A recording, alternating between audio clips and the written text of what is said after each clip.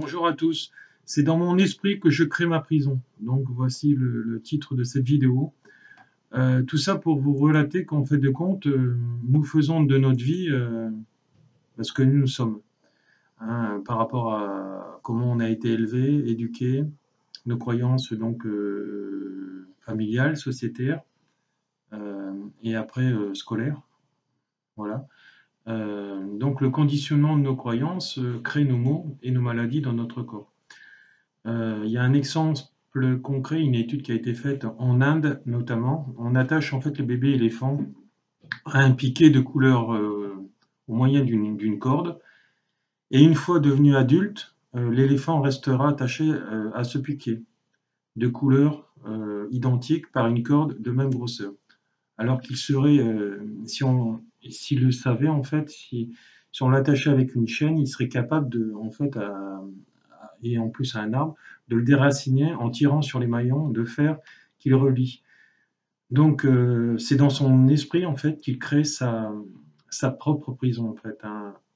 Donc toutes ces recherches ont montré que notre système nerveux se développe en fonction de nos expériences que nous vivons et de la façon dont nous apprenons à les interpréter et parfois en tirant des raccourcis en fait complètement faux. Euh, voilà, donc sur notre propre expérience, mais aussi par rapport au comportement des autres et par rapport à ce qu'ils vont dire aussi. Donc notre éducation nous apporte des croyances que nous assimilons et que notre système nerveux va constamment renforcer en limitant nos perceptions sensorielles. Tout ce que nous avons appris est vrai, donc pour notre mental, ça va être ça malheureusement. Euh, donc, nous avons choisi de croire en fonction de la programmation que nous avons reçue, sans malheureusement avoir été le vivre dans notre corps. Voilà, c'est pour ça qu'il faut aller, même si papa et maman nous ont appris des choses, ou même l'école, bah, il faut aller, si on a un appel contraire, ou si on voit que bah, notre vie n'avance pas, bah, il faut aller faire en fait l'inverse de ce qu'on nous a appris pour en faire en fait sa propre expérience de sa vie. C'est absolument nécessaire euh, parce qu'en fait de compte, quand on crée, en fait de compte, on crée sa réalité et ses maux du corps et sa maladie. Donc il suffit que par exemple, je vous donne un exemple concret, par exemple dans la vie de couple. On prend le cas d'un enfant, excusez-moi, j'ai un chat dans la gorge, qui a une mauvaise image du couple chez ses parents. Ses parents s'engueulent sans arrêt, se disputent. Et donc cette personne-là, en fait, donc l'enfant qui devient adulte, aura beaucoup de mal à vivre dans une relation de couple équilibrée. Pourquoi? Parce qu'en fait, ça va lui générer des peurs. Et donc, de ces peurs, vu que c'est l'enseignement de ses parents qui lui ont donné, en fait, mais sans pour autant croire que ça a été un enseignement, parce que ça, et voilà, il va rester en fait dans son environnement du passé. Et si papa, maman n'étaient pas heureux, ils n'arrêtaient pas de s'engueuler, bah tiens, moi, je vais faire pareil avec mon compagnon. Hein. Et à partir de là, eh ben, on rentre en fait dans la même schématique que nos parents. Donc, c'est pour ça qu'en fait, c'est erroné. Donc c'est pour ça qu'il faut rentrer dans un processus d'éveil spirituel, comme on dit qu'il faut apprendre à mourir pour renaître. C'est-à-dire qu'effacer en fait tous ces schémas karmiques, enseignements de l'épreuve par exemple de nos parents. Donc c'est une forme d'éducation, même si elle est inconsciente, c'est comme si on regardait en fait un film de cinéma et en fait qu'on croyait tout euh, et qu'on le prenait pour argent comptant, sauf que la plupart de ces choses sont fausses. Hein. Donc voilà, donc si vous avez une vie qui ne va pas, par exemple, voilà, qui est liée donc à ces croyances-là, et moi je le vois notamment en fait en thérapie quand je fais des soins avec les gens, souvent les femmes, en ce moment j'ai beaucoup de femmes de la trentaine, 30, entre 30 et 40 ans qui n'arrivent pas à trouver le bon compagnon. Tout simplement, en fait de compte, alors ils tombent sur des casseroles, ce que j'appelle les casseroles, c'est parce qu'en fait de compte, euh, l'image du père et de la mère est complètement faussée. Pourquoi? Parce que bon, dans un premier temps, bah, les premiers, bah, par exemple, ils n'arrêtaient pas de se disputer, et donc forcément, bah, s'ils se disputent, je vais envoyer un message inconscient à mon cerveau et dire voilà, bah, ma prochaine relation, Je vais essayer de trouver de l'amour, je vais trouver de l'amour, etc., qui va être mon amour par rapport à moi, hein, par rapport à mes propres perceptions, donc elle n'est pas toujours bonne. Voilà. Et à partir de ce moment-là, bah, je vais créer une relation inconsciente qui est en lien comme avec mes parents. Donc avec des disputes, etc., des maux du corps, de la maladie, etc. Et donc je crée cette schématique, mais c'est inconscient. J'en ai pas la perception, hein, sauf que dans ma vie, bah, ça va pas. Après, vous pouvez avoir, j'ai eu un autre cas, c'était une dame, son père, bah, elle savait qu'il aimait sa mère, mais son père ne savait pas en fait exprimer ses sentiments aussi bien verbalement que physiquement. Et donc, ces choses-là, elle les a réitérées en fait dans tous les compagnons qu'elle a rencontrés. À partir de ce moment-là, en fait de compte, elle attire que des enfants, hein, et non des adultes, parce que quelqu'un qui ne sait pas s'exprimer verbalement, poser ses attentes, ses intentions et le démontrer en fait dans une vie de couple quand il est dans sa vie de couple. Et ça, c'est dans les deux sens, hein, aussi bien l'homme que la femme.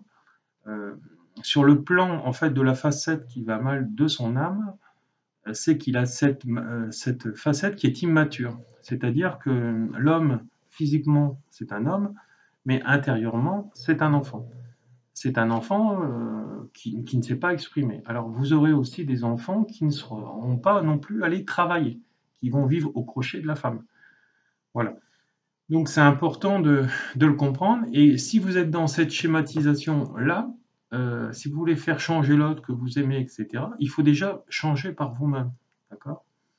Alors après, si vous voyez qu'au moment donné de votre vie, vous évoluez, etc., et que les compagnons, les nouveaux compagnons, etc., changent, etc., c'est que vous avez réglé cette épreuve. Par déjà cette conscientisation, en mettant de la lumière dessus et en disant, voilà, je ne veux plus de circonstances comme ça, et moi, je dois me changer, et que la relation de mon père et de ma mère, c'était la leur. C'est pas celle que je veux. Moi, ce que je veux, c'est une relation équilibrée dans l'amour, dans le travail, dans le partage, etc. Et dans un échange qui est réciproque. À partir de ce moment-là, en fait, vous mettez en fait dans la position de la vibration euh, qu'il vous faut. Donc voilà, donc c'est important de le comprendre. Voilà. Et à partir de ce moment-là, vous attirez en fait tout ce que vous voulez et non tout ce que vous voulez plus. Donc, on le voit très bien en fait dans cette schématisation avec l'éléphant. Hein, il a été programmé, il a été éduqué donc avec cette corde, etc. En étant bébé, mais en étant adulte, il fait quelques tonnes, il pourrait très bien arracher cette corde et même l'arbre qui la relie. Hein. Donc, vous aussi. Mais pour cela, il faut que vous en preniez conscience.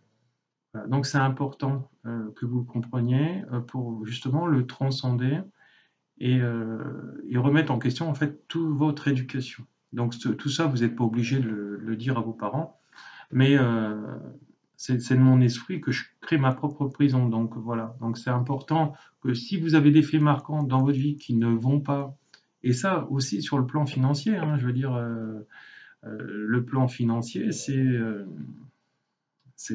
une forme en fait de non-contrôle qui est liée par exemple à la partie gauche du cerveau.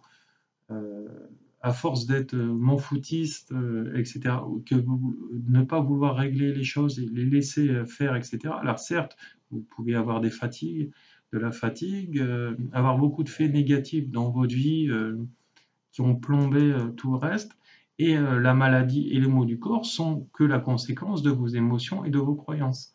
Donc voilà, donc à partir de ce moment-là, si vous voulez changer en fait d'environnement et de vie, surtout pour atteindre une vie heureuse, il est important déjà de le comprendre. C'est déjà vous arrivez en fait dans 50% en fait de la guérison déjà en le comprenant.